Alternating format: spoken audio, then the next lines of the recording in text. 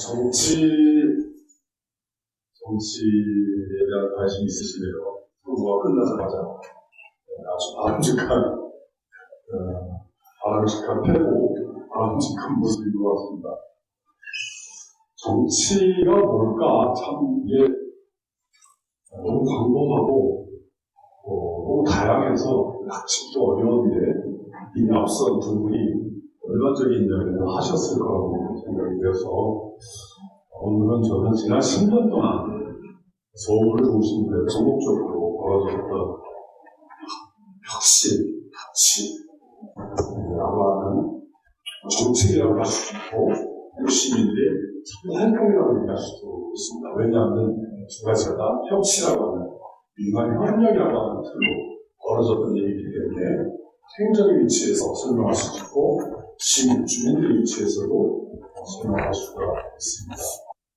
그런 흐름들을 좀 짚어보면서 정치라고 하는 것은 단순히 당선자 수준이 가장 핵심의 목표이긴 합니다만 하나만으로 그 일이 이루어지지 않는다. 여러 가지 것들의 정치 생태계가 있다. 너무 많은 어떤 생태계에서 활동하는 건가? 나는 이런 부분이 조금 부족해서 느끼는 고통이구나. 나 이쪽으로 좀 넘어가고 싶은데 또 각자의 의견에서 어떻게 영향을 주고 협력하면서 단체적인 정치 능력 그런 시민의 정치력이 전반적으로 성장할 수 있을까?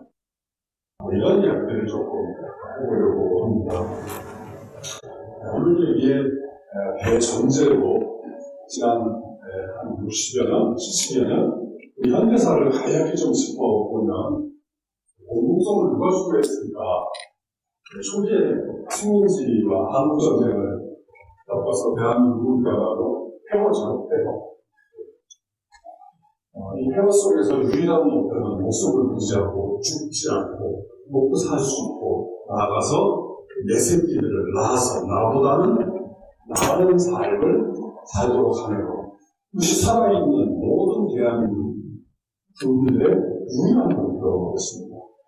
고리골이라고 라는 단어로 상징했던 시절이죠. 그 시절에 저개발국가의 개발이라고 하는 근대화라고 하는 과제 이것이 시대정신이고 공공성의 목표였거든요. 이 공공성을 누가 주도했을까요? 두 가지 누가 연합했어요.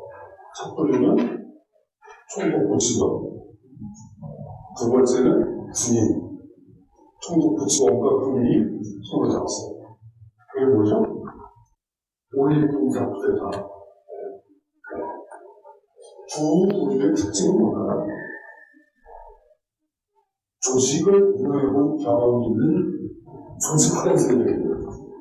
여러분, 일본 총독부는요, 제국을 경영해본 거예요. 여러 나라를 식민지로 운영해보고 이걸 무시할 수 없는 경영 능력이에요. 행정 능력. 그것이 옳고 그런 거를 막았어요. 이 세력들이 해방이 되고 가려 남았잖아요. 우리 시청산이 안 되잖아요. 이들이 엘리트였다. 고등부시고, 경영관들, 판사들, 검사들, 관리를 했습니다. 그다음에 군인은 뭐예요? 이들도 조직화된 세력이에요. 전쟁이라는 건요, 목숨을 담보를 이해하시는 거예요. 엄청난 근대 현대적인 조직운영의 그에 다 들어가시는 거예요. 이 두 부류가 글쎄 엘리트하고 자처하고 우리가 우리 사회를 개혁시킬 수 있는 능력이 있어 라고 자부하면서 부대표를 그게 박정희 소장이죠. 그래서 우리의 현대사는 군인이 어렵고 일제를 청산하지 못한 채 공공성을 주도하게 돼요. 그래서 엄청난 근대의 과제를 추진합니다. 경제개발 5개년 어쩌고저쩌고 몇 가지 예를 들어볼까요? 여러분, 저는 국민학교 시절에 학교를 다녔습니다. 여기 미학문학교를 다녔거든요, 상암동에. 제가 다닐 때 한 반에 몇 명이 했냐면요, 맨 마지막 번호가 86번이었어요. 한 뉴스에 86명, 아무리 좀 애기지만, 화가는 국세통이에요. 그것도요, 오전 오후반은요, 오전 수업하고 학교 오후반으로 이 문제 수업했어요. 그리고 요즘처럼 비 오고 물이 새는 가교사, 슬레이트 지붕으로 완전 1층짜리 그래서 수업을 했어요. 그게 뭐 옛날 조선시대 얘기가 아닙니다. 제가 국민학교였어요. 요즘 어때요? 한 반에 30명 됩니까? 20명 돼요. 예. 제가 80년도에 대학을 갔거든요. 제가 고등학교를 신일고등학교 다녔어요. 네. 그때 한 반에 그때 한 60여 명 중에 한 20명 정도 대학 갔어요. 3분의 1 정도. 요새는요, 80% 이상 돼요. 네. 근대 핵심 과정이 교육 초과 달성했어요. 통신, 세계 최고예요. 교통, 시골 구속차 안 들어가는 데 없어요.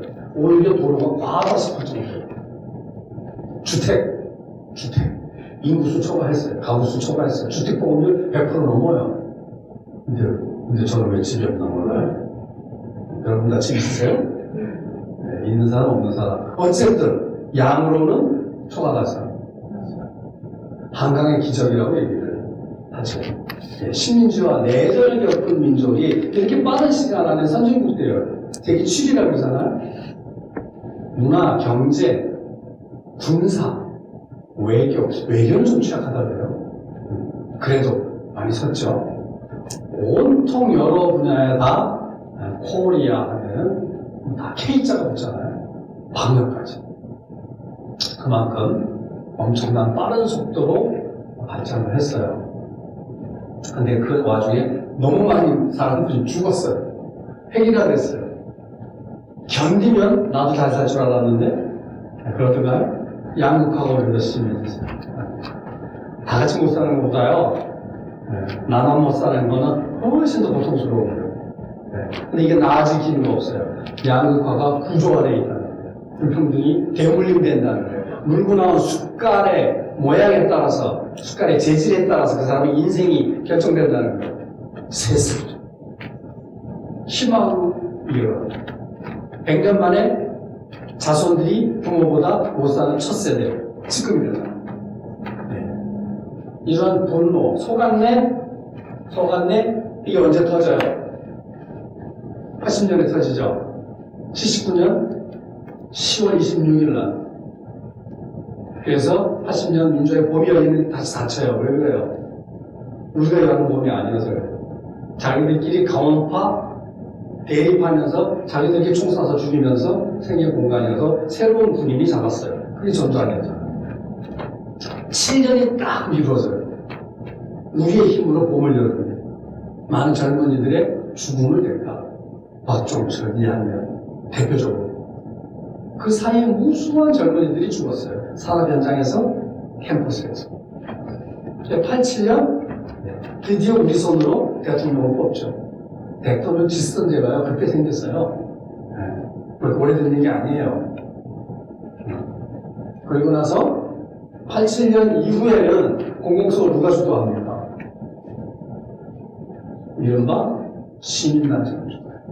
여러분, 87년 이후에 대통령을 우리 손으로 뽑으면서 이제는 짱돌 들고 꽃병 던지고 폭력적으로 추구받는 싸움이 아니라 이제는 법을 통해서 제도와 정책을 통해서 실질적 민주주의를 만들자. 전체적 민주주의는 우리가 직선제를 통해서 얻었습니다. 여러분, 지금도 알고 있는 대부분의 유명한 시민단체들은 다 이때 만들어져요. 참여연대, 경실련, 여성연대, 역시공동연합. 다 87년 이후 90년대 초반에 다 만들어져요. 이른바 시민, 걸어치고 단체. 시민단체가 공공수를 주도합니다. 방법은 뭐라고요? 꽃병 던지고 짱돌 던지는 게 아니고 법을 바꾸고 조례를 바꾸고 정책 공청을 통해서 제도를 바꾸고. 그래 누가 제일 잘하겠어요? 교수들과 변호사들이 제일 잘하겠죠? 네. 참여연대 주변에 다 교수들과 변호사들이 다 퍼집니다. 이 사람이 전문성이 있어요. 그리고 다 의회와 정부위원회에 들어가서 정책을 제안하고 법을 바꾸는 거예요. 그래서 엄청나게 많은 일들을 해냅니다. 보시면 금융실명제, 한약분쟁조정, 소액주주운동 이게 다 시민단체들이 정책을 통해서 만들어낸 것들입니다. 이러다가요. 그래서 90년대는 시민단체가 우리 사회를 주도를 해요. 그 최정점이 언제냐면 2000년이에요. 2000년에 어떤 일이 있었습니까? 네, 총선연대가 있죠. 시민단체가 정책에 입혀요. 총선에 나오겠다는 후보 몇 명을 보니까 너무 택도 없는 거예요. 기가 막힌 거예요. 이래서 파렴치고하는지 이게 무슨 국회의원이란 말이에요. 이런 사람이 국회에 들어가가지고는 우리 사회에 미래가 없다라고 단언을 하고 낙선운동을 합니다. 왜 낙선운동을 했을까요? 주로 법, 제도, 조례, 청원 이런 투쟁을 하다 보니까 국회가 제대로 움직이지 않고서는 세상을 바꿀 수 없더라는 거예요. 그 벽은 딱 느낀 거예요. 그래서 국회 구성원을 바꾸지 않고서는 실질적 민주주의는 불가능하다라고 시민단체들이 체감을 한 거예요. 그래서 택도 없는 국회의원을 떨어뜨리는 운동을 합니다. 그래서 명단을 공표하고 있어요. 전국의 시민단체들이 연합해서 기자회견에서 공표를 걸었어요. 근데 선거 결과가 어땠을까요? 그 명단은 70%가 떨어졌어요. 엄청난 괴력이었죠. 결국은 국민들이, 시민들이 시민단체를 신뢰했던 거예요. 그래? 야, 저 정도는 안 되겠네. 사기 전과 맨날 해먹은 거 떨어져. 이게 시민단체 역량이 최정점에 달하시죠. 최정점이라는 건 뭐예요? 이때부터 내려간다는 거예요. 내려가는 징조가 두 가지를 나옵니다. 첫째는 외부적인 견제가 시작합니다. 그 전까지만 해도 민주당하고 협력이 됐어요. 김대중, 김영삼 같이 민주화 투쟁했기 때문에 같이 협력을 했는데 총선에 개입하니까 이것들이 상처를 잡네? 이건 아니잖아? 견제를 합니다. 내부적으로 시민단체가 선거 개입해도 돼? 시민단체는 중립을 해야 힘 있는 거 아니야? 중립한 논쟁에 들어갑니다. 그래서 내분이 생기고요. 외부에서는 견제가 들어옵니다. 그러면서 시민단체가 힘이 전체적으로 조금 빠지게 됩니다. 이때 결정적으로 들어오는 내부적 환상이 생겨요. 그게 뭐죠? 시민운동의 신념이다. 라고 하는 치명적인 내부 정체성에 관련된 고민에 빠지게 됩니다. 그러면서 시민단체가 지역으로 내려가요. 아마 노원, 도봉, 관악, 문평 이런 데가 대표적으로 많이 내려오는 데 아닐까요? 네, 시민단체들이 로컬 시민단체로 변신을 합니다. 그 전에는요, 서울 쪽 시민단체는 죄다 서울 문제를 가지고 활동한 시민단체가 아니고 다 중앙정부랑 싸우는 광화문단체라고 했어요. 오히려 서울에 서울 지역의 시민단체가 없어요. 근데 이들이 자기 발성을 통해서 자치구 단위로 내려가는 운동도 이때 2000년 이후에 벌어지게 됩니다. 이게 그런 사진들. 그리고 단적인 예를 들어서 참여연대를 설립한 두 사람, 대표적인 두 사람이 박원순, 조희연이거든요. 한 사람은 변호사, 한 사람은 교수, 한 사람은 서울시장, 한 사람은 서울시 교육감. 이게 상징하는 거예요. 바로 87년 운동의 성과로 만들어진 90년대 실질적인 민주화 운동의 주도로 시민단체가 있는데 그 정점에 서 있었던 활동가가 정치적인 중심으로 성장했던 게 지난 10년의 역사라고 설명할 수가 있는 거죠. 그러다가 시민단체도 이제 슬금슬금 힘이 빠지게 되겠죠, 당연히. 결정적으로는 뭐예요? CMS가 자꾸 줄어요. CMS가. 그러니까 활동가가 상관할 수가 없어요. 네. 상근자가 한 사람이라도 있는 시민단체가 전국의 30%도 안 돼요. 평균 한 사람이니까 참여연대 이런 데 몇십 명 되잖아요. 실제로 없는데 더 많다는 거예요. 그 한 사람이요. 월급이 꿈에 100만 원이었을 때 얼마 안 됐어요. 100만 원만 받아봤으면 100만 원. 그걸 돌파한 지가 몇 년 안 되는 거예요. 네. 그런 정도로 열악합니다. 바로 시민들이 유일한 지지 표시일 때 CMS도 줄어들어요. 왜? 시민단체가 대신 운동을 해버렸기 때문에.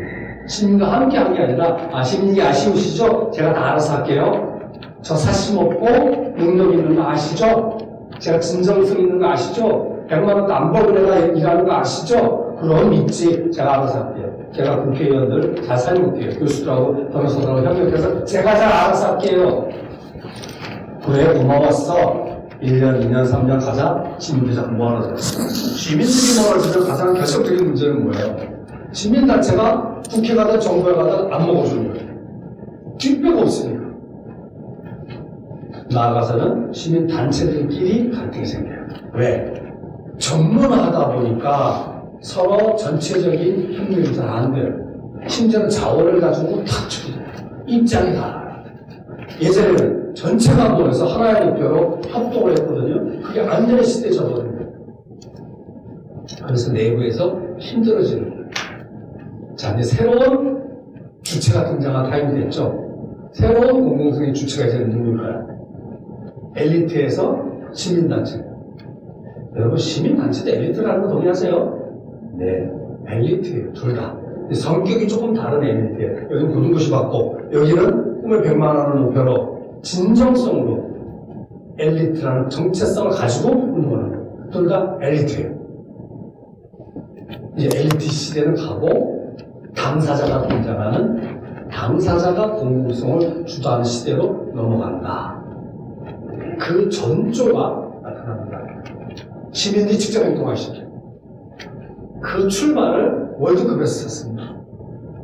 저는 정치와는 무관한데요. 월드컵. 그럼 월드컵 2002년 월드컵 기억하시죠? 진짜로 유럽에 놀러 가봐야 하나 그 분위기를 구경할 수 있었던 너무나 발랄하고 활기차고 명랑하고 액티브한 시민들의 참여가 봄을 터지듯이 월드컵 때 챙겨져요. 붉은 악마들 위시에서 이 에너지가 진짜로 우리 국민 모두가 깜짝 놀랐어요. 스스로 우리가 이런 민족이었구나, 이걸 억누르고 살았구나. 그 다음에 바로 생긴 게 뭐예요? 불행한 일. 표순미사 중학생이 미군 탱크예요. 참혹한 죽음을 당해요. 근데 정부는 미적미적해요. 눈치 보려고. 이때 한 회사원이 사발통물을, 그래서 촛불을 들고 추모했어요. 누가 조직하지도 않았어요. 그냥 이게 시민이 안타까우니까 그냥 지나칠 수 없으니까 아름아름 연락관계가 모여서 큰 시위가 되고 시민이 직접 행동하는 거예요. 그 다음에는 노사모가 노무현이라는 정치인을 보호하고 이를 선거에 승리하도록 하는, 어떻게 보면은 바 문화가 그때 생겼는지도 모르겠어요. 이거 시민들이 정당도 아니에요. 시민단체도 아니에요. 그냥 시민들이 팬클럽처럼 정치인을 지지하는 행동을 하게 돼요. 그 다음에는 노무현이 탄핵되면서 탄핵 반대 운동을 하고요. 그 다음에는 이명박이 취임하자마자 광우병 사태를 일으켜요. 촛불을 들어요. 그 다음에는 한나라의 대통령을, 선거로 선출된 대통령을 피 흘리지 않고 폭력 없이 법별차여에서 끌어내리는 현대의 드물게 이런 유례가 없는 혁명을 만들어냅니다. 저는 이러한 흐름이 2000년을 정점으로 시민단체 영향력이 줄어든과 동시에 크로스, 새로운 시민들의 공공적 주도권을 행사하려고 하는 움직임들이 일어나고 있다. 그 첫 번째가 시민들의 직접 행동의 양상이 점점 확대되더라. 두 번째는, 여러분 이거 사진 기억하시죠? 네, 접속. 대한민국은요, 김대중 대통령의 정책에 힘입어서 세계 최고의 네트워크 사회입니다. DC 인사이드를 처리한 이런 것부터 시작해서 지금은 엄청난 네트워크망을 가지고 있습니다. 이 네트워크가 갖는 큰 특징은 뭐냐면요, 시민이 전문가라는 거예요. 전문가, 교수, 정보를 독점하는 기업, 관료를 통하지 않고도 시민이 다양한 정보를 원하면 취득할 수 있는 길이 엄청 열리는 거예요. 무한대로. 그렇기 때문에 숨길 수가 없어요. 그래서 국민이 더 똑똑하다는 거예요. 교수들이라고 어디 가서 아는 체 하다가는요, 큰 망신 나요. 그래서 지식 정보에 대한 시민의 접근성이 극대화되고 그 다음에 네트워크가 자기들끼리 얼마든지 마음이 맞고 뜻이 맞는 사람들끼리 뭉칠 수가 있어요. 예전에는 시민단체에 약간 어른이 들어가기 있고 광화문에서 성명서 읽어야 동원이 됐어요. 요새는요 그런 모습을 찾아볼 수가 없죠. 그런 모습이 연출되면 어떤 느낌이 들어요? 구려요 그냥. 어느 시대에 조선시대도 아니고 마치 조선시대 모습을 보는 듯한 느낌일 거예요. 조선 그렇지 않아요. 누가 한 사람 딱 손들고 괜찮아? 같이 하자. 와장창 시민들의 자기 조직 능력이 엄청나게 높아진 거예요. 그게 바로 네트워크 사회가 주는 영향이다. 이게 저는 두 번째 커다란 사회적 변화이자 징조다. 마지막으로 시민들이 거대 담론이 아니고요 미시 담론. 네, 국가와 민족 중요하지만 당장 나의 삶, 내가 체감하는 내 문제, 당장 아쉽고 시급하고 절실한 문제, 이런 문제에 관심을 갖기 시작했어요. 왜? 국가에 이런 문제에 관심이 없거든요. 네, 멀거든요. 관심 있어도 엄한 다리 긁어주거든요. 하나도 안 시원해요. 그러니까 효자손처럼 딱 필요한 거 크진 않더라도 이 동네에서 일상적인 자기 필요를 동감하는 이웃들과 문제를 풀더라. 이걸 바로 생활정치라고 얘기하기도 하고요. 생활 문제를 이웃 협동을 통해서 해결하는 생활운동의 사례들이 나타납니다. 이건 제가 성산 마을 사진을 제가 갖고 와서 인물 여러분들이 하고 있는 내용입니다. 이 세 가지가 저는 2000년대 이후 2010년을 전후로 해서 새로운 공공성 주도의 주체를 밀어낸다. 그게 누굽니까? 네, 로컬의 주민이라는 겁니다. 이제 시민이 아니고 삶터를 중심으로 하는 지역사회의 주민들이 공공성의 문제를 스스로 해결하는 시대로 접어들고 있다. 여기에 결정적으로 기름을 부은 게 뭘까요? 노원, 도봉, 성북, 강북은 잘 모르겠다. 은평, 이른바 민선 5기 2010년도에 당선된 젊은 자치단체장들이 혁신정책을 시도를 합니다. 그게 2010년이에요. 정치인들은 기가 막히게 시대 변화를 탁 읽어요. 촉이 있는 거죠. 그런 정책이 추진을 하면서 시민들이 동네 단위에서 문제를 해결하려고 하는 실험적인 움직임들이 이제는 확 확산되게 되는 경험을 하게 됩니다. 그게 지난 10년입니다. 그래서 2010년부터 2020년까지 10년의 역사를 뭘로 볼 거냐? 민선 5기, 6기, 7기 지방정부가 주민이 주도성을 가지고 스스로의 문제를 이웃과 협력해서 풀어나가는 이른바 로컬 공공성을 주도하는 시대로 접어들게 되었다가 지난 10년이라고 평가를 하는 겁니다. 지난 10년을 요약해보죠. 시민들이 만나요. 이야기해요. 그죠? 우리가 정책으로는 3인 이상이면 된다고 했잖아요. 3인이 모이면 30명이 모이고 그런 덩어리들을 다 연결하는 누가 있어요? 오지라퍼들이 동네마다 다 있잖아요. 그 오지라퍼가 주민 모임들 다 연결해서 30명, 50명, 100명의 마을 모임을 만들어내요. 그리고 100인 마을 계획을 만들어내고요. 주민총회를 하고요. 그래서 동네마다 공론장을 만드는 방식으로 지역사회에서 주민들의 네트워크가 자꾸 커지는 거예요. 10년 동안. 그럼 우리가 뭘 해석할 거냐? 주민들은 그 과정을 통해서 공공성의 감각을 체득한다는 거예요. 처음에는 내 새끼 방과후 때문에 아쉬워서 시작했는데 하다 보니까 여러 사람이 뭐예요? 나의 문제가 이웃의 문제가 되는 순간 문제 해결이 되더라고요. 그러다가 좀 더 넓은 동네 문제가 되니까 문제 해결의 수준이 높아지더라고요. 네. 그러면서 내 문제로 시작했지만 좀 시간이 지나니까 우리의 문제로 질문이 바뀌더라고요. 나한테 아쉬운 게 뭐였지 해서 우리한테 아쉬운 게 뭐지? 이게 뭐예요? 질문이 바뀐다는 거. 이게 바로 공공성의 감각을 주민들의 관계방 속에서 체득하게 되더라. 라는 증거죠. 두 번째는요. 주민들이 모이면 이렇게 아름다운 일만 있지 않죠? 어떤 일이 벌어져요? 꼭 꼴보기 싫은 인간이 껴있잖아요. 원래 주민 3사람 이상 모이면 꼭 꼴보기 싫은 한 사람이 껴있대요. 어디나. 한번 씹어버리죠? 가장 먼저 떠오르는 그분.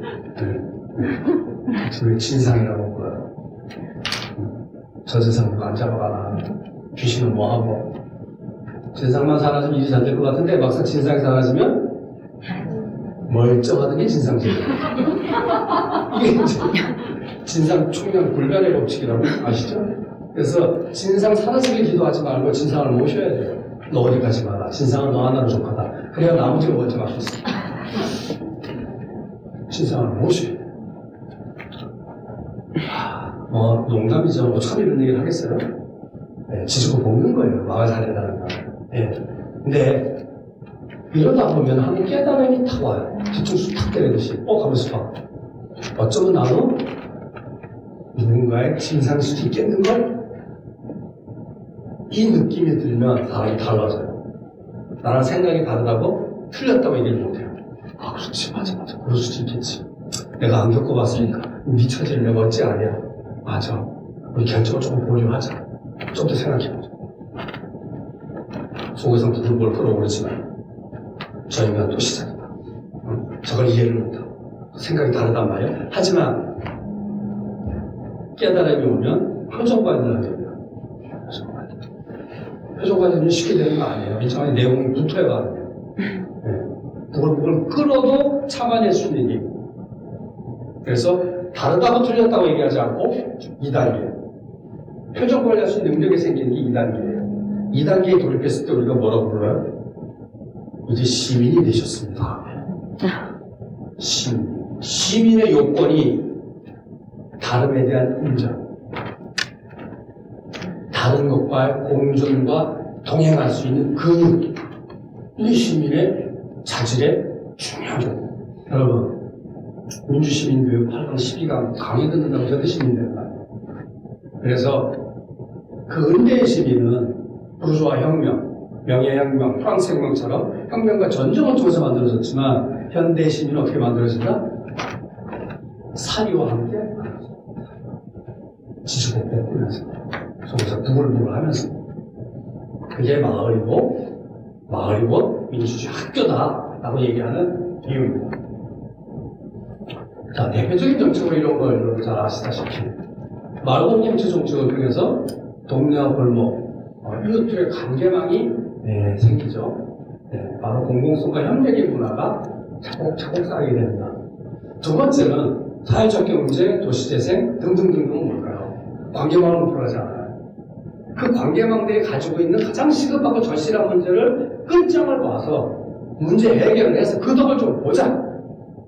공동체는 친해지는 걸 목표로 하지만은 저거는 뭐예요? 친해진 사람이 협력해서 문제를 해서 참여한 사람이 혜택을 보고 참여 안 하는 사람도 득을 보도록 해서 참여하도록 하게 하는 거예요. 그게 목표란 말이에요.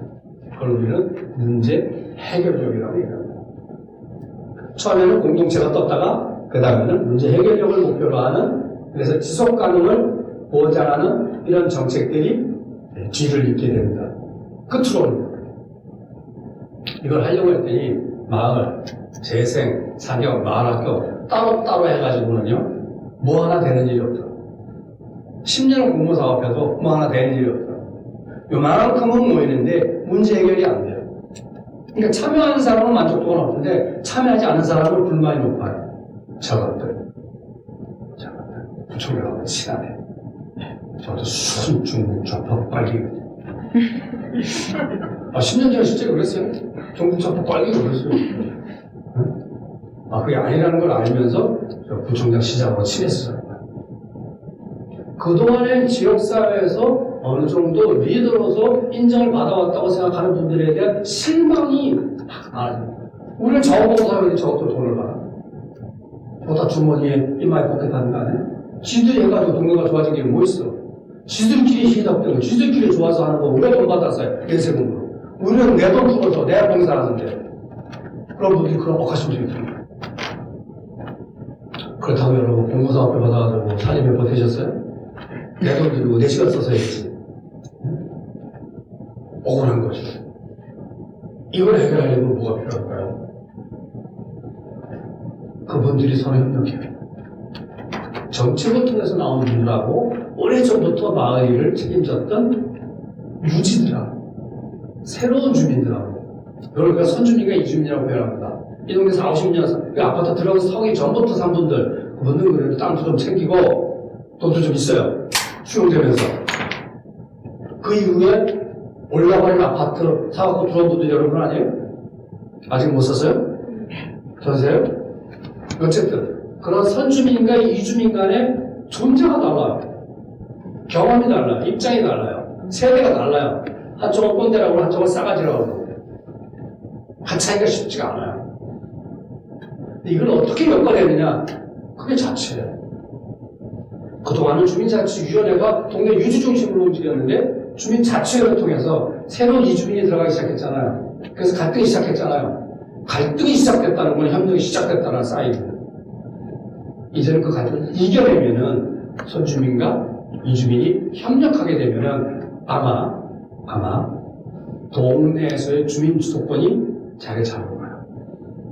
근데 요새 안 좋은 소식이 들리더라고요. 정책이 바뀌면서 가주면 총회도 지금 하지 말아 그러고 말도 안 되는 일이 벌어지고 있습니다. 근데 지금까지 얘기하는 걸 혁신 정책이라고 한다면 한계가 있어요. 반주도예요. 여러분 정책이라고 하는 건 공무원이 하는 걸 정책이라고 합니다. 여기다 정책을 했기 때문에 공무원 주도적일 수밖에 없어요.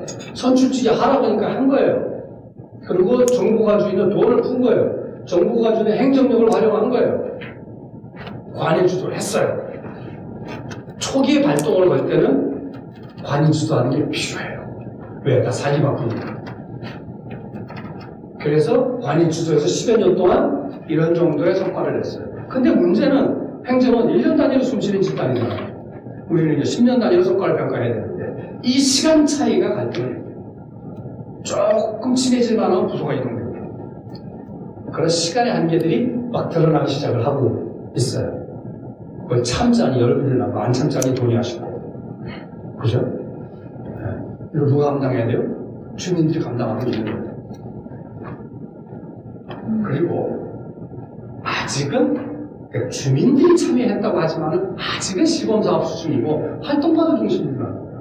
그러니까 시민단체 활동가는 아닌데 그래도 주민 중에서 그래도 조금은 설치는 사람들이 앞장서더라는 거예요. 저는 주민 활동가에 대한 정의가 뭔지 아세요? 설치는 주민이라고 정의를 해요. 설치는 주민. 좀 귀가 얇고 성질이 급한 사람. 이 사람들이 원래 먼저 나서는 거거든요. 이 사람이 주민 활동가들이에요. 근데 아직은 이들 중심이 들어가는 거예요. 그러니까 아직 더 넓은 주민으로의 확대가 안 됩니다. 그래서 시장이 바뀌니까 정치가 뒤집히는 거예요. 왜? 참여한 사람이 5%가 넘었다면 못 뒤집어요. 5%가 안 된 거예요. 1000만에 5%가 얼마예요? 50만이에요. 제 통계로는 3, 40만 정도가 참여했대요. 지난 10년 동안. 어마어마한 숫자지만 아직 5%를 못 넘은 거죠. 그 5%가 이 정책을 바꾼다고 딱 그럼 너 안 찍어 라고 의사표명하는 순간 이 정책이 유지가 돼요. 그 후보자가 생각이 달라도 자기가 당선되려면 야, 그 5%면 우리가 당락을 뒤집는 숫자예요. 야, 지금 5%가 안 됐고 설령 5%가 됐다 할지라도 이 정책을 바꾸면 너 안 찍을 거야 라는 사람도 지금 못해요.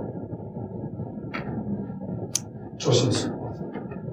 나만 뻘쭘하게 그러는 것 같아가지고 그러다가 정말 어떡하지? 약간 걱정도 돼. 그게 아직 익숙하지 않은 거예요. 그러니까 후보자들이 무시하는 거죠.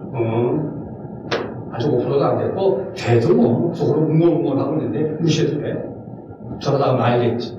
지쳐서 이렇게 보고 정치를 그냥 옮겨버려요. 여러분 같은 당 출신이 와도 정책을 바꿉니다. 자기 이름으로 바꿔요. 그 정책이 괜찮으면 자기 이름을 바꿔 이름을 바꿔가지고 당이 다르면 정치 잘 없애버려요. 그렇기 때문에 정책에 참여한 사람이 얼마나 지킬 수 있는 힘이 있느냐 대단히 중요한 그걸 우리가 지금 경험하고 있는 거죠. 그래서 앞으로의 목표는 뭘까? 많은 성과도 있었고 이런 한계가 있는데 앞으로는 언제 어디서 누구나도 참여할 수 있어요. 괜찮았어. 참여가 넓어져야 돼요. 참여가 넓어지려면 여러 사람이 모여서 민주적으로 공론을 해야 누군가 소외받지 않고 아니 저번에 지들끼리 아이고 다시는 안 가. 이러지 않으려면 다양성을 끌어안을 수 있는 민주적 공론장이 있어야 되고요. 두 번째는 참여하니까 나한테 득이 되는 게 있더라. 문제를 해결하더라. 효능감을 느끼는 사람이 많아져야 꼴배기 힘든 사람이 있더라도 또 참여하는 거예요. 그 이득을 몰라. 이게 공동체예요. 공동체는요, 좋은 사람들끼리 모여 사는 게 공동체가 아니에요. 세상에는요, 좋은 사람들끼리 모여 사는 공동체는 없어요. 최소한 이승에는 없어요. 별의별 꼴배기 힘든 사람과 섞여 사는데 왜 같이 살아요? 나한테 득이 되니까. 내 삶에 보탬이 되니까. 그래서 하는 거거든요. 그걸 가능하게 하려면 문제 해결이에요.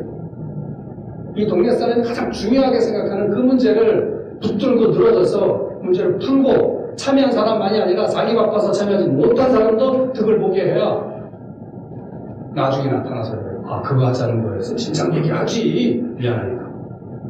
그때 오시라. 그때 환대하면 되는 거예요. 그때 참여도 안 하려고 왜 지금 와서 그래? 싫어. 이러지 마요. 이러면 참여가 넓어지는 거고 넓어지면 지속되는 거예요. 그러면 누가 대통령이 되고 누가 시장이 되든지 이 정책을 가는 거예요. 여러분, 제가 말씀드린 게 어디로 수렴이 되나요? 정치예요. 네. 시장은 비정규직이기 때문에 나라님은 5년짜리 비정규직이고 그 이후에는 다 4년짜리 비정규직이에요. 다시 재선될지 안 될지는 가봐야 알아요. 바뀌면 정책이 휘청해요. 그래서 이거를 휘청하지 않게 동네 구미에 맞게 지속적으로 안정적으로 더 발전시키기 위해서는 정치인들이 함부로 못하게 그러니까 힘이 있다는 사실을 알려야 되고 말하는 대로 힘을 행사해요. 그 힘을 행사하는 정치를 설명하기 위해서 5가지 영역을 제가 예를 들어봅니다. 하나하나 간단히 설명을 해볼게요. 이 맨 위에 있는 시민 정치인. 이거는요, 딱 하나예요. 선출직 정치인의 당락에 개입하는 거예요. 방법은 내가 직접 후보가 되든지, 아니면 저 후보를 당선시키도록 표를 몰아주든지, 최소한 저 후보가 못되게 낙선운동을. 그래서 우리의 행동의 결과가 원하는 사람이 당선되는 거예요. 이게 정치운동이에요. 그 정치운동의 정점은 당락에 개입하는 거예요. 이걸 명확히 하셔야 됩니다. 근데 우리가 지금 당락화시킨 정치인들은 주로 어디에 있느냐? 정당에 있죠? 근데 정당이 어때요, 여러분? 마음에 들어요? 네, 한쪽은 부자들의 정당이에요. 한쪽은 엘리트들의 정당이에요. 미국의 민주당은요, 지식 엘리트들의 당이고요. 미국의 공화당은 월가의 부자들의 정당이에요. 그거랑 똑같진 않겠지만 우리나라 거대 정당도 보면은 이른바 둘 다 기득권자 같아요. 하는 짓을. 네. 좀 차이는 있지만 서로 못하기 경쟁을 하면서 버텨요. 내가 못해도 상관없어요. 저희가 더 못하면 되니까. 그럼 저희가 더 못하는 걸 계속 부각하는 거예요. 잘 되기 위해서 노력하는 게 아니라 못하는 걸 자꾸 얘기하면 내가 되는 거예요. 서로 그래요. 이거 적대적 공존이라고 해요. 이게 거대 양당 시스템의 불행이에요. 이건 뭐 설명 필요 없죠. 여러분 다 이미 착각하고 그래서 그 꼴을 못 보고 못 참아서 시민들이 직접 개입하기 시작해요. 시민들이 직접. 정당과 통하지 않고 시민들이 움직여서 정당에 압력을 행사하기도 하고 직접 출마를 하기도 하는 거예요. 그게 여러분 미국에서 무브원이라고 하는 거예요. 무브원. 시민들이 캠페인을 해가지고 나중에 오바마가 안시킨다는 거예요. 오바마가 여러분 풀뿌리 민주주의, 여러분 같은 풀뿌리 활동가였어요. 네, 어렸을 때부터. 그리고 한국은 아까 2000년 시민단체가 정치 개입을 했잖아요. 네. 이게 어떻게 보면 시민단체에 의한 시민정치운동이었어요. 근데 엘리트의 정치운동이었던 거죠. 또 유사한 게 뭐가 있어요? 노조의 정치운동이 있어요. 노조의 정치운동. 노조 조직돼 있잖아요. 어마어마한 표가 있잖아요. 성과는 뭐예요? 위원장 출신을 기대주는 거예요. 허례했단 말이에요. 이렇게 해서 조직되어 있거나 조직되어 있는 엘리트들이 정치활동을 했는데 그나마 2000년을 정점으로 시들이기 시작한 거예요. 우리나라의 경우를 보면 그 이후에 나타난 게 노사모, 그 다음에 문성문 씨가 주도한 시민의 날개, 그 다음에 박근혜 탄핵운동의 플랫폼의 역할을 했던 박근혜닷컴 이런 것들. 어쨌든 이런 시민운동은 유권자를 조직해서 특정한 후보가 당선되게 하거나 낙선되게 영향력을 행사하는 캠페인을 시민정치운동이라고 얘기하는 거다. 이렇게 아예 정의를 두셔야 됩니다. 여러분들이 생각하는 시민정치가 뭔지는 아마 이 5가지 중에 어딘가에 들어가 있을 거예요. 그걸 통틀어서 우리는 시민정치 영역을 하고 광의를 해석할 수 있다. 두 번째는 여기서 일부 넘어가죠. 자, 이렇게 이제 당선된 사람이에요. 네. 당선된 사람은 공약운동을 해요. 공약을. 당선이라는 건 모르면, 여러분. 대한민국 민주공화국, 즉, 국민이 유일한 주인이에요. 그전에는 귀족이, 그전에는 신이 주인이었잖아요. 근데 근대에 들어오면서 국민이 주인이다. 이게 민주공화국 사상이에요. 그래서 모두 권력은 국민으로부터 나온다. 이게 헌법 1조 1항 2항이에요. 여러분, 그 권리를 어떻게 행사하세요? 투표의 본질이 권리의 폭이라는 거 아세요? 민주공화국의 가장 큰 특징인 모든 국민이 권리의 주체인데 그 권리의 주체가 권리 행사가 투표인데 투표의 본질이 권리의 폭이다. 폭이에요. 어떻게 폭이에요? 줘버리는 거예요. 후보자에. 그걸 법률용어로 위임한다는 거예요. 그럼 위임받아서 당선된 사람은 누구만 들어야 돼요? 뽑아준 주인만을 들어야 돼요. 근데 주인만 듣는 선출직 보셨어요? 네. 우리나라만 그런 게 아니고 딴 나라도 그래요. 옛날에도 그랬어요. 동서고금을 통틀어도 주인만 듣는 종은 없더라. 그럼 주인은 어떻게 해야 돼요?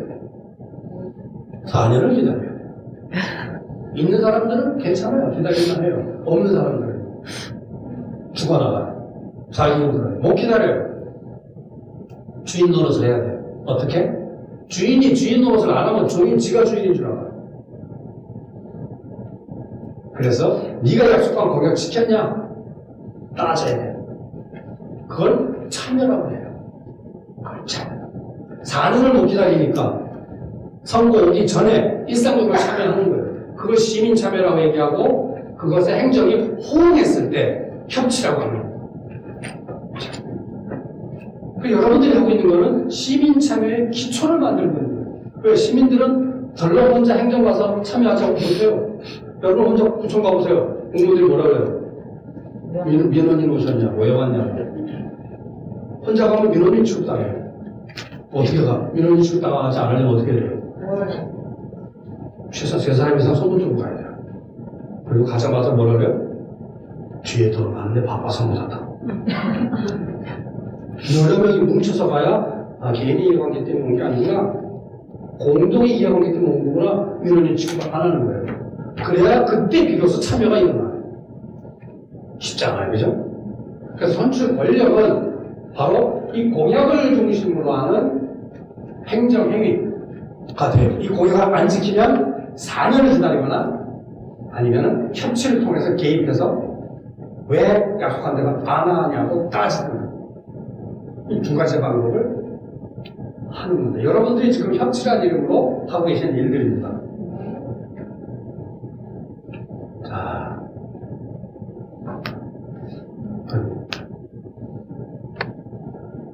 행정 핵심의 영역인데요.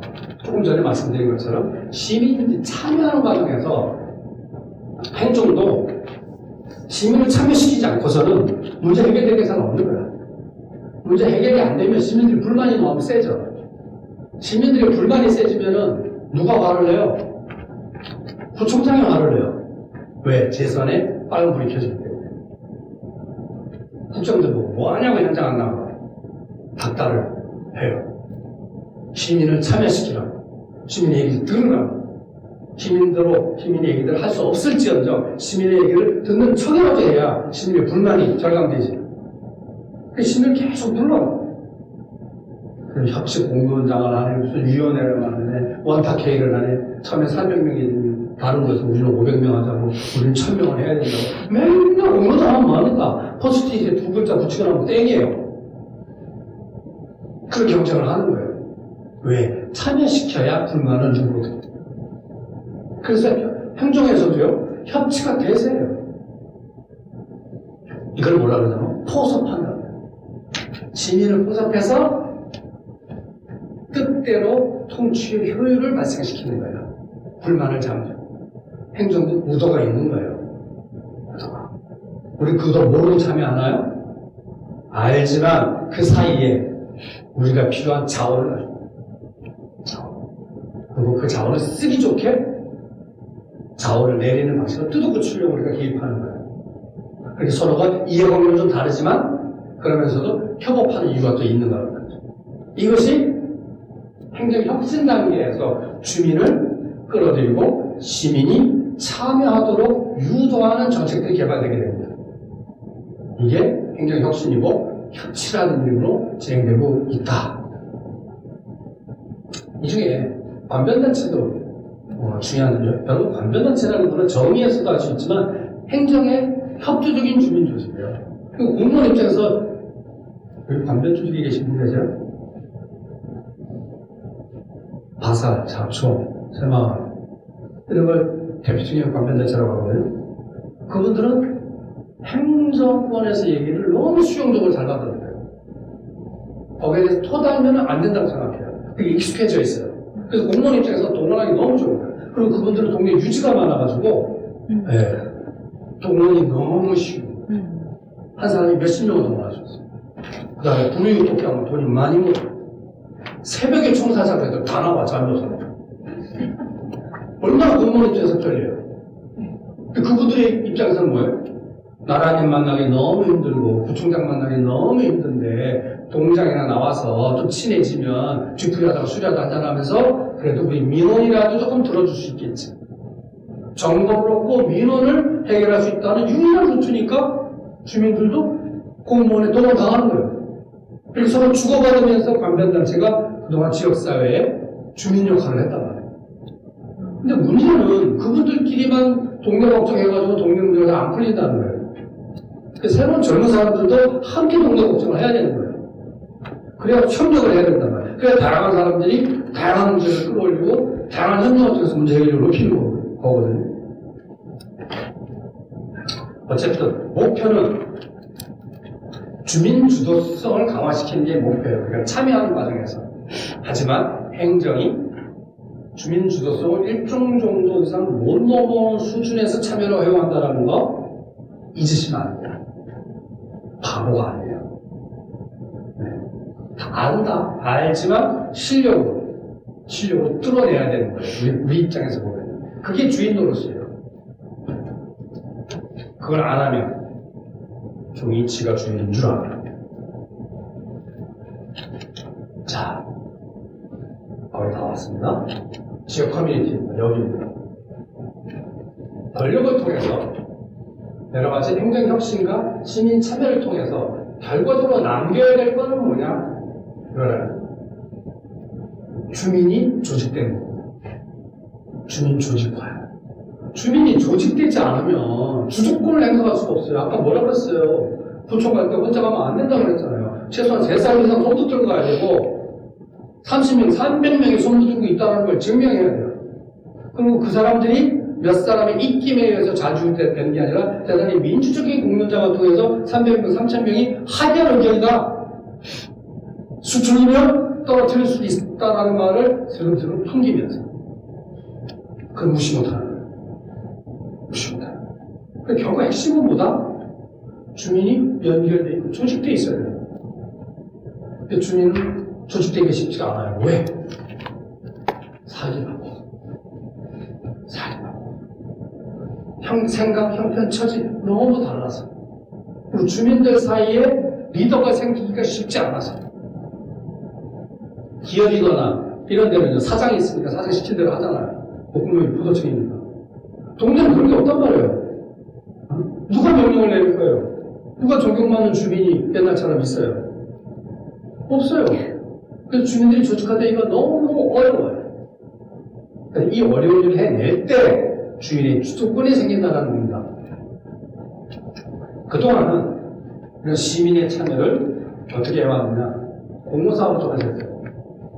소액의 지원, 공모, 보조금을 지원하는. 이게 다 중간지원 조직 그러다 말하는 거 아닙니까? 여기 밖에 간판이 있대요. 마을공동체 지원센터 같은 데가. 공모사업. 그 사람은 등장시키는 건 성공했는데 주민이 조직화되는 것까지는 공모사업으로는 안 돼요. 그죠? 그래서 지역사회 문제를 딱 집어서 그 문제의 끝장을 보고 해결을 봐야 참여하는 사람도 득보고 참여하지 않은 사람도 혜택이 와야 참여가 지속되고 확대되는 거예요. 그 핵심은 문제 해결력이더라. 그 전에는 공론장, 두 번째는 문제 해결력. 이 두 가지가 주민 조직화의 대전제다. 그래서 조직화의 과제는 3단계가 있어요. 친해지는. 그 다음에 우리 동네에 필요한 것들. 코로나 기간 동안에 애들별로 어르신, 우울증. 지금 상위 10동에서 노인센터가 로컬 레벨로 동네 노인들 케어하는 소모임 3년째 하고 있거든요. 요즘 그런 거. 필요한 서비스를 시민이 직접 생산하는 거예요. 직접 소비하고. 그걸 공동생산자라고 그러잖아요. 시민이 직접 필요한 걸 직접 하는 거예요. 이 수준까지 가야 된다는 거예요. 마지막으로. 집단적으로 정책 영향력을 행사하시고. 노골적으로 너 찍어줄 게는 아니어도 무슨 정책을 했는데 반응이 시원찮아. 그럼 알았어? 이 정책 반대한다는 거지? 우리 뒤에 많은데. 그러면서 오는 거예요, 집에. 그럼 어떻게 돼요? 다시 찾아와요. 가만히 생각해보니까 예산이 어디 있는 것 같더라고. 이거 줄여가지고 하면 될 것도 같더라고. 내가 잘 몰랐는데 사회적으로 중요한 정책이다. 바뀌는 거예요. 그래서 이 힘을 은근히 어떨 때는 드러내놓고 보일 수 있는 수준까지 가야 조직된 주민의 힘이 드러나는 거다. 시민운동이라는 건 뭡니까? 시민운동은 여기 정의대로 시민의 삶과 연관된 문제를 해결하기 위해서 제도와 정책 배경을 요구하는. 이거 아까 87년 이후에 시민단체들이 했던 거죠. 제도와 정책을 두고 세상을 바꾸는 거. 이건 아직은요, 정치인의 당락에 개입하는 걸 의미하지는 않아요. 2000년은 그까지 갔지만, 딱 요 단계. 하지만 그 문제가 뭐예요? 시민들이 가장 아쉽고 절실한 문제를 제도적으로 해결하려고 하는 시도예요. 민원의 시도가 아니라 제도적인 시도예요. 이게 시민단체 시민운동의 정의예요. 근데 이걸 그동안 어떤 방식으로 했다? 내가 대신해 줄게. 근데 힘이 빠지니까 당사자들이 내가 직접 할게. 이게 뭡니까? 김용균법. 당사자가 직접 하는 거예요. 국회의원이 맨날 해봐야 더 안 바뀌어요. 용균이 엄마가 나서서 내 자식만 이런 걸 다 할 것 같으냐고. 우리가 다 김용균의 부모가 될 수 있다고. 맞아. 그 여론의 힘을 입어서 법이 만들어집니다. 아이들 그 스쿨존에서 어린아이들 교통사고 난 다 이런 법들 시민이 직접 행동을 통해서 이걸 바로 청원이라고 해요. 누가 대신해 주는 거를 애드버커시 그동안 시민단체 운동가이고 청원을 직접 하는 거예요. 이제는 대변보다는 청원 방식이 주류를 이루겠죠. 그만큼 시민의 정치행동과 정치의식이 높아지고 있다는 증거입니다. 이렇게 해서 꼭 필요한 것들을 제도적으로 바꿔내려고 하는 시도들이 우리 시민운동이고 이렇게 변하고 있다. 이렇게 제가 5가지의 우리가 정치를 바라보고 혁신과 정책을 바라보는 요소를 설명을 드렸는데 종합해 볼게요. 여기가 뭘까요? 시민들이 당락에 개입하고 여기는 선출된 거예요. 선출. 이걸 우리는 제도 정치권이라고 해요. 대한민국에서는 저희가 주로 정당 중심으로 벌어져요. 그리고 거대 정당 중심으로 벌어져요. 그리고 시민들이 직접 정당을 만들 수가 없어요. 그렇기 때문에 기존 제도 정당 중심으로 이루어지고 있는 정치 권력의 선출을 둘러싼 활동, 그걸 우리가 제도 정치권이라고 합니다. 그죠? 선출직 공무원의 선출을 둘러싸고 권력 창출을 목표로 경쟁적으로 움직이는 겁니다. 근데 여기서 이제 아까 말씀드린 대로 정당 결성이 너무 어려워요. 한국법도 어렵고 소선구구제예요. 양당 두 사람 당선되고 하면 없어요. 낄 수가 없어요. 네? 네. 그리고 시민들이 정치 참여하기가 쉽지가 않아요. 이런 게 한계를 지니고 있다. 우리의 제도 정치권 영역은. 두 번째는 여기에요. 정치권과 집행하는 과정. 이건 바로 단체장들이 직접 자기 지역의 정책을 피우는 거예요. 그 역할은 일상생활권에서 벌어지는 일들이겠죠. 아까 말씀드린 대로 여기서 뭐가 벌어져요? 행정은 주민을 포섭해서 통치를 쉽게 하고 효율성을 높이는 쪽으로 막 주민을 동원하는 거예요. 오후 8시 1분. 주민은 어떻게 해야 마음대로 행정의 개입과 통제력을 약간 늘려가지고 자원을 쓰기 좋게 많이 확보하려고 하는 노력을 하는 거예요. 그렇게 해서 주민의 주도권을 체계적으로 구축하려는 노력을 하는 거예요. 이 두 힘이 충돌하는 거예요. 여기서 우리의 목표는, 진정한 주인의 목표는 주민 조직화를 통해서 주도성을 강화하는 게 우리의 목표입니다. 하지만 여기는 행정의 방해와 견제가 불가피하다는 걸 알고 하는 겁니다. 그래서 조건이 뭐예요? 조직되어야 하고 공론장을 만들어서 다양한 사람들이 참여할 수 있어야 되고 사회적 역량을 키워서 문제 해결을 높여서 득보는 사람이 많아져야 됩니다. 이 세 가지를 추진을 해야 주도권이 생긴다. 그 다음에 여기를 볼까요? 지역 조직하고 시민운동의 영역이에요. 기존의 시민운동은 뭐냐면 생활이 필요한 자원을 조달하기 위해서 우리 행정관들이 참여하잖아요. 참여나 협치회 이러면서. 그리고 시민운동은 뭐예요? 법 제도적인 개선, 청원운동들을 하는 거예요. 대변이나 제도 개선 이런 참여해서 자원을 조달하는 거예요. 이 두 가지가 결합이 되는 거예요. 그래서 사회적으로 시민이 살아있어, 시민의 목소리가 아직 살아있어라는 시민의 존재감을 계속 확인할 수 있는 영역이 바로 이 내용이에요. 그래서 이거가 계속 움직여져야 우리가 소외되지 않아요. 정치는 국회의원만 하는 게 아니라 시민이 진짜 주인이라는 점을 계속 환기시켜야 되는 거예요. 그래서 이 영역이 계속해서 확장되어야 시민의 정치력이 확대될 수 있다. 그게 바로 시민 세력화의 현장이기 때문에 그래요. 그 다음에 세력화의 토대가 된다는 거예요. 그래서 여기서 주민의 조직이 만들어지고 주민의 주도성을 만드는 거지만 이걸 기초로 제도를 개선하기 위한 정책을 행동을 끊임없이 하고 이것이 서로가 주고받으면서 협력할 때 시민이 진짜 주인이구나라고 하는 존재감을 드러낼 수가 있다 라는 얘기를 하는 겁니다. 이게 되어야 여러분 이게 되어야 여기에 힘이 생기는 거예요. 이게 있어야 이게 힘이 생기는 거예요. 왜냐하면 개인의 미련 일시적 계산이 아니에요. 법과 제도적인 수준의 혁신을 추구하는 거거든요, 여기서는. 근데 이 운동은 여기에서 물어봐요. 뭐가 제일 필요하고 뭐가 제일 절실하죠?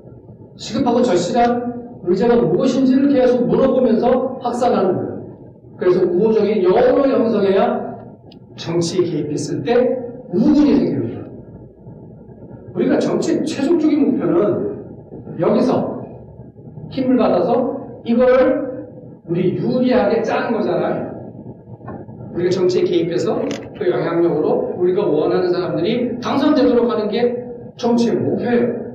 그게 되려면 이 힘이 쭉쭉 넓어지고 구축이 돼서 여기에 힘을, 연료를 공급할 수 있어야 이게 가능하다 라는 말씀을 드리는 겁니다. 그래서 그것이 이루어지는 영역을 시민정치권이라고 표현할 수 있다. 자, 지금까지는 우리가 지금 지역사회에서 우리 사회의 정치력을 강화시키기 위해서 지역사회 주민들이 공공의 문제로 협력하고 계속 제도를 바꾸려는 정치활동을 계속 드러내야 된다. 그래야만 우리가 원하는 선출축들을 뽑도록 영향력을 행사할 수 있다. 이게 정치의 목표다. 이런 말씀을 드렸어요. 그러면 정치의 방향은 뭐여야 될까? 라는 얘기를 해보자는 겁니다. 여러분 이미 잘 알다시피 코로나와 기후위기, 바이러스 재난은 다시 올 거예요. 지금도 5년 만에 바이러스 감복이 있죠. 연말, 가을에 와도 할 말 없어요. 언제 올지 모르지만 다시 오는 건 확실해요. 어떡할 거냐. 그리고 코로나는 오픈게임이에요. 기후위기에 비하여. 코로나가 동네 조물의 양아치라면 기후위기는 글로벌 조건이다.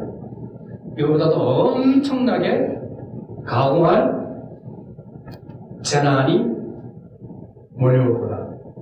지금 우리가 35도 가족이 난리잖아요, 요새. 이른 장마의 폭염, 유럽은 40도, 50도 한 달 전부터. 그럼 35도만 돼도 푹푹 쪄서 노인들 넘어지는데 40도, 50도 되면 어떤 상황일 것 같아요? 한참 타기 그냥 있다고 하루 종일 그냥 쓰러지는 거예요. 이거 어떻게 방법도 없어요.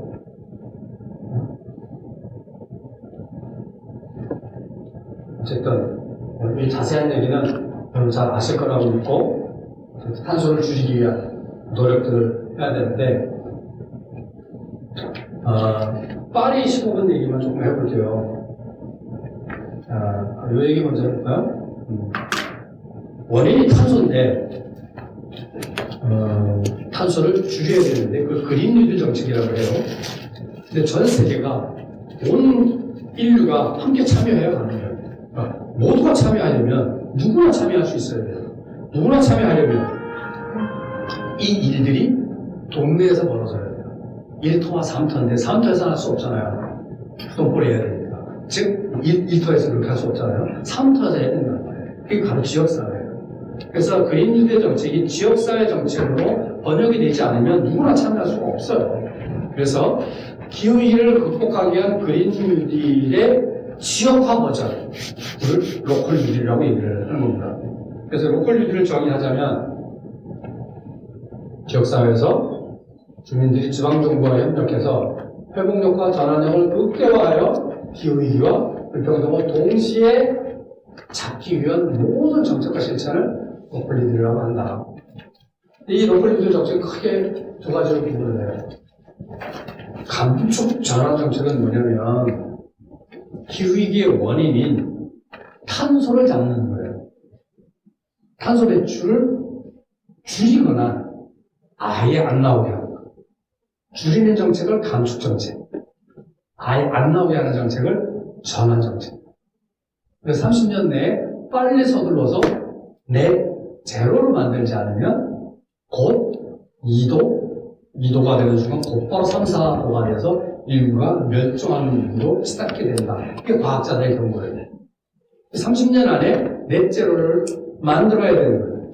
그래서 감축 전환 정책이 중요해요. 근데 문제는 저 감축 정책 쓰다가 전환 정책 쓰는 도중에 사람들이 다 죽어버려요. 기후위기의 결과예요. 그건 재난이거든요. 그래서 그 결과의 재난 상황에도 죽지 않고 살아남을 수 있도록 재난에 적응할 수 있는 힘을 키워야 된다. 이게 적응 정책이에요. 특히 재난은 없는 사람한테 가혹하잖아요. 네. 그래서 탄소를 줄이거나 없애는 이 힘을 전환력이라고 그러고 기후위기의 결과에 적응하기 위한 힘을 회복력이라고 하는 겁니다. 그래서 모든 정치는, 모든 활동은 전환력과 회복력을 동시에 강화시키는 쪽으로 집중되어야 한다. 이게 그린 뉴딜, 로컬 뉴딜의 목표라는 겁니다. 이 두 마리 토끼를 잡으려고 하는 시도가 파리 15분 도시입니다. 파리 이달고 시장이 재선의 슬로건으로 15분 도시를 내걸었어요. 재선에 성공했어요.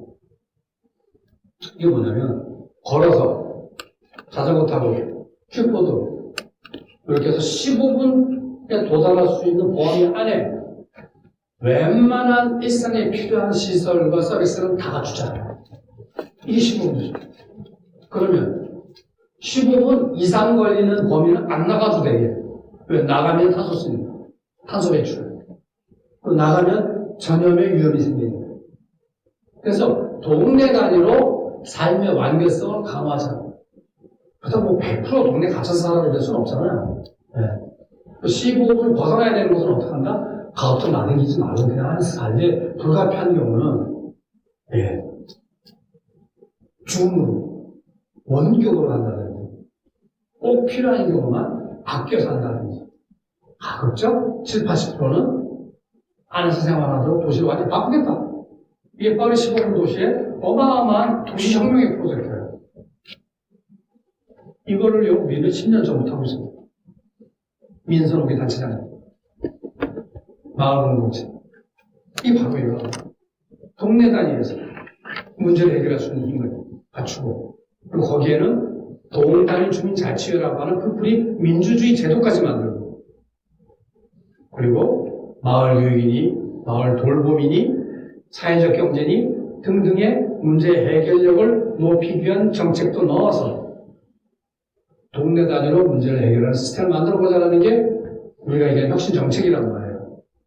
그런 면에서 보면 우리는 어떻게 보면 파리보다 10년 전부터 이 준비를 한 거다.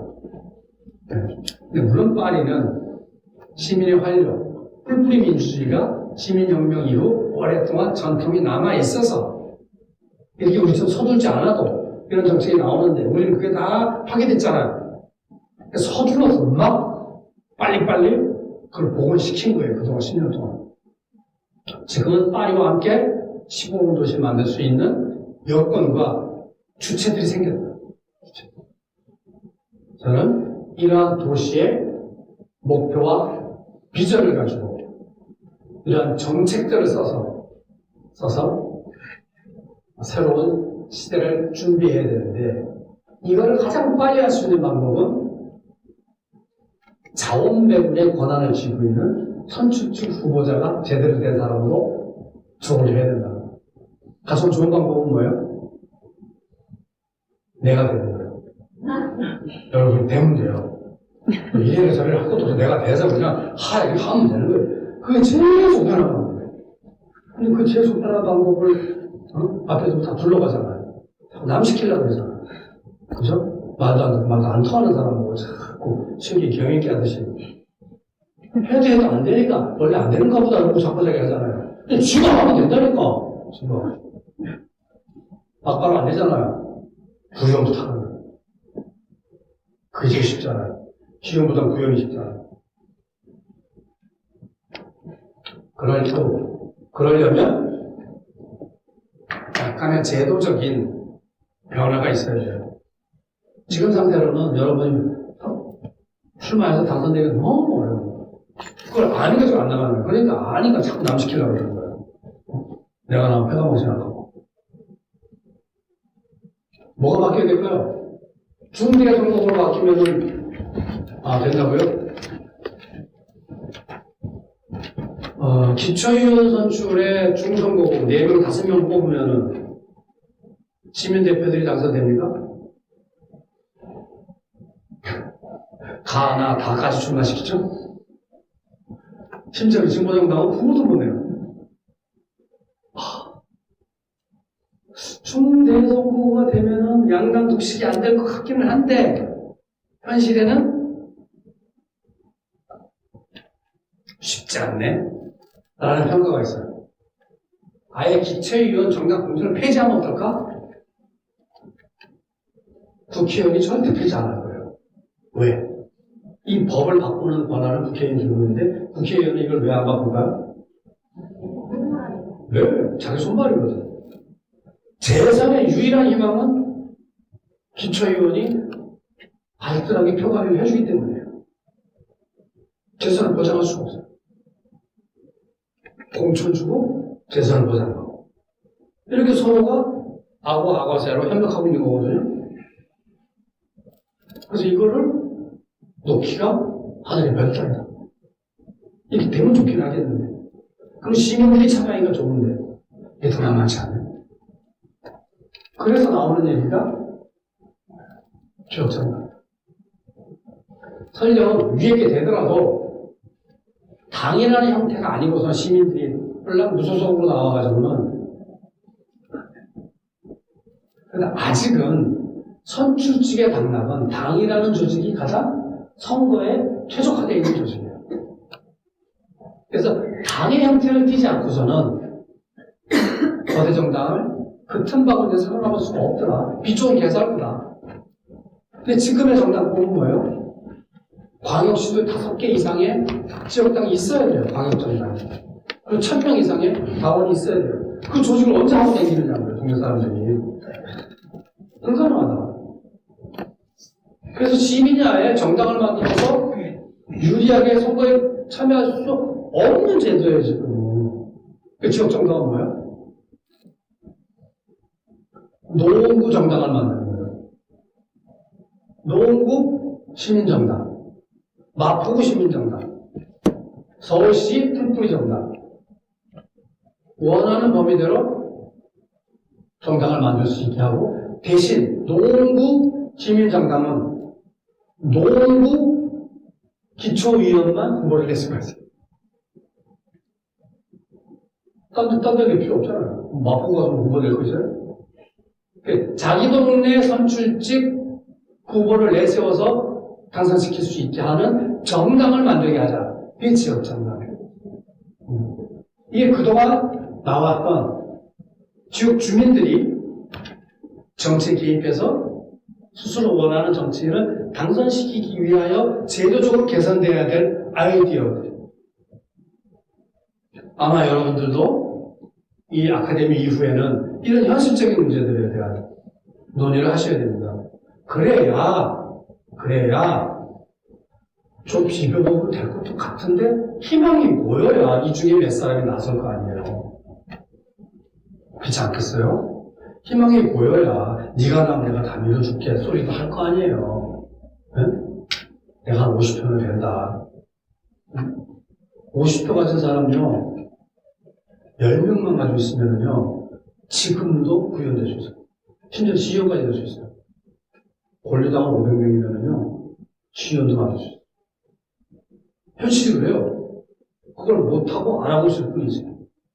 우린 그렇게 익숙하지 않으니까. 그래서 구체적으로 당락을 목표로 하는 정치 행위는 복잡하지 않다. 유권자를 조직하고 있습니다. 예. 일단 준비한 강의 여기까지 하겠습니다.